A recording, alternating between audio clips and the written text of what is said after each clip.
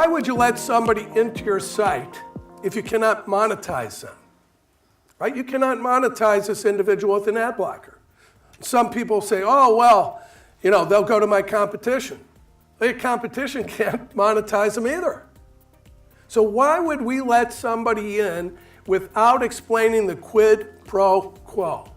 And all it takes is websites to start doing that, and the ad blocking situation will diminish rapidly.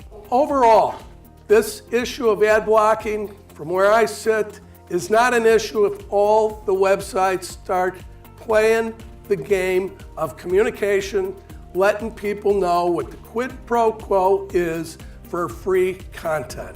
There is no free lunch.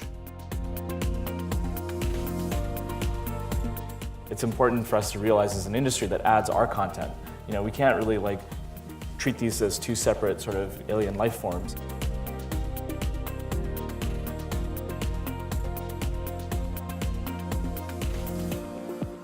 And pricing will go up. I think that's something that clients are slowly starting to understand, that if you want more quality and you want less risk, then you have to be willing to pay for it. But if you're paying for it, you also want to see the results.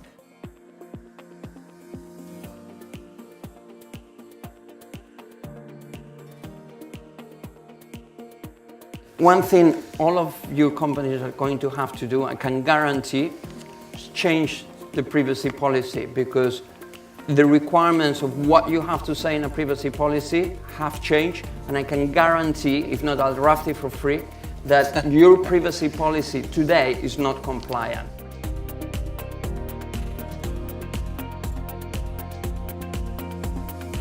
If the choice is between paying for all the content and an ad-supported internet, if the people really understood that choice, maybe they wouldn't be installing them quite as quickly as they are. But from a consumer perspective, what are you guys doing? Tell me about how you see it. Is the challenge at the level that is here? And tell me a little about what you guys are doing. Well, just to go back to some of the things that you were saying, I mean, the whole concept of being pissed off about too many ads or being over-messaged is not new. It happened in the 80s and the early 90s with too much on television, but consumers didn't have an opportunity to do anything about it except turn the TV off or turn the channel or whatever, and they weren't empowered. And now I think there's a sense of empowerment with the ad blockers.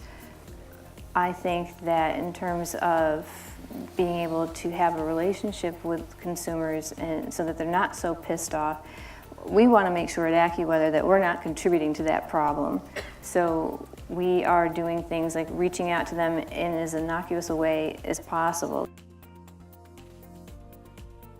The analogy with climate change is a good one, because you don't feel it today. That doesn't mean you don't recognise it, right? And I think the idea, the key difference with this is that it's kind of becoming institutionalised. I always find that people talk about TV in this context, and they say, well, TV, everyone, people like TV ads. And I'm not sure they do like TV ads.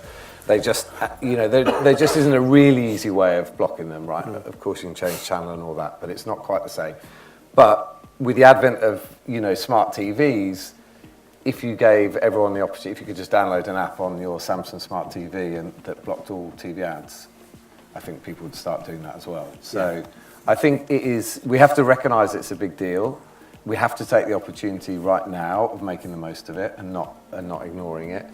But if you want the honest answer about, is it affecting people right now? Is anyone feeling like, and we can't buy what we need to buy? The answer is no.